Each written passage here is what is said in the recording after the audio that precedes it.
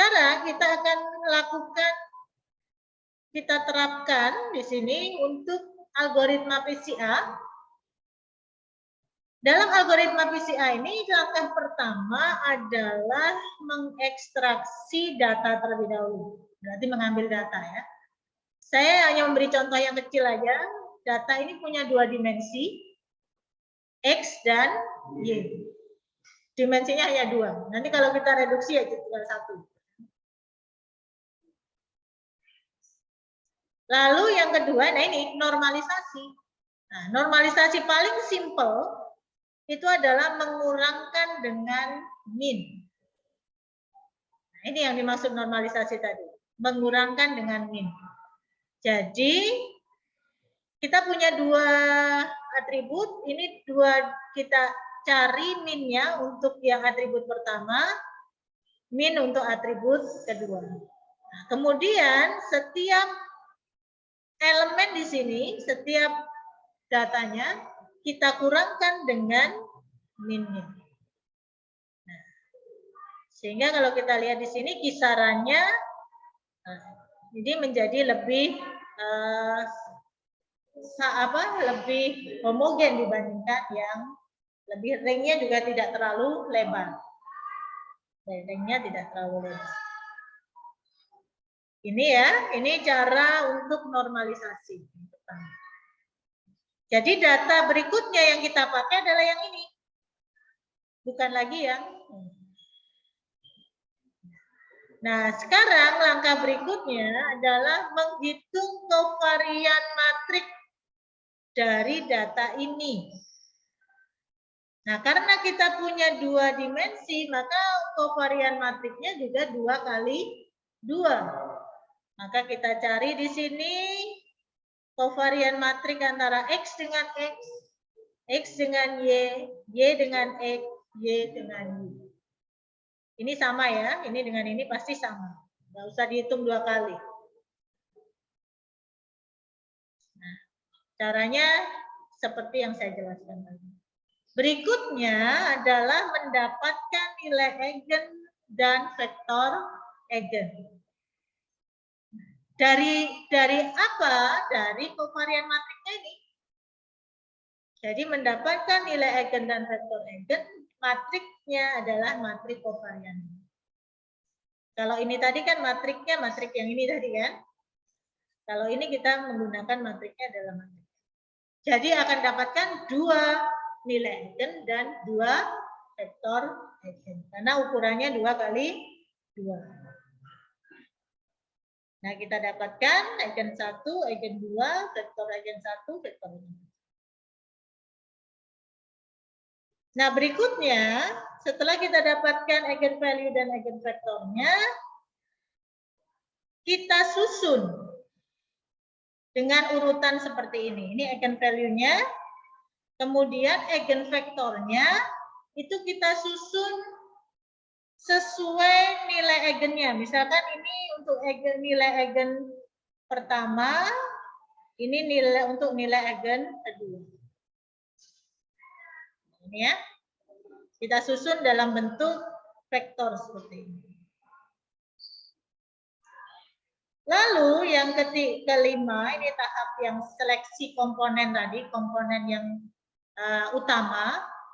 Ternyata komponen utama itu diwakili dengan eigenvalue yang lebih besar.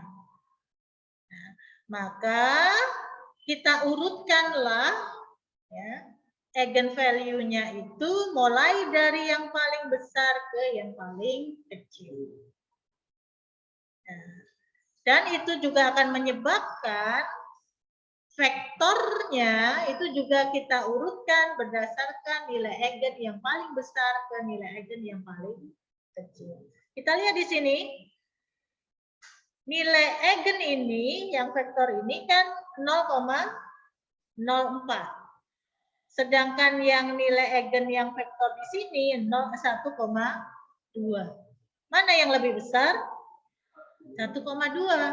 Maka kita rubah urutannya. Yang awal di sini adalah yang 1,2. Berarti ini kita tukar. Jadi yang kita tukar itu eigenvektornya ya, sesuai dengan urutan dari eigenvalue-nya. Nah, sehingga berubah menjadi. Kalau ada banyak ya sama aja kita urutkan seperti itu. Lalu setelah itu, nah ini kita mau mengambil jadi berapa? Kita mau ngambil jadi berapa? Kita misalkan di sini dari 2, kita reduksi menjadi 1, maka kita ngambil cukup 1 vektor saja. Nah, misalkan nanti di sini itu ada banyak, ada 5 gitu misalkan ya. Lalu kita mau rubah dia menjadi 2 dimensi saja, maka yang kita ambil cukup yang 2 paling besar saja. Seperti itu. Ya. Nah, ini berarti yang kita ambil yang paling besar saja. Setelah itu, kita transpose. Transpose tahu ya? Dari baris menjadi kolom, kolom menjadi baris. Nah, ini kita transpose menjadi baris seperti ini. Nah, lalu kita kalikan dengan data awal tadi. Perkalian matrik. Kita kalikan dengan data yang ini tadi. Sehingga jadilah ini. Ini kan tadi yang vektor eigennya dikalikan dengan ini tadi kita buat menjadi bentuk seperti ini. Ditranspose juga. Ya. Ini X1, ini X, ini Y. Nah, perkalian ini ukurannya kan 1 kali 2. Yang di sini 2 kali 10 ya. Maka hasilnya adalah 1 kali 10.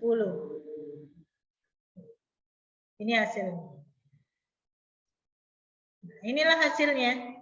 Tinggal 1 dimensi. Dari 2 dimensi menjadi 1 dimensi. Ini kayak saya bilang caranya ada 7 langkah tadi ya. Mulai dari merubah data sampai mendapatkan hasil.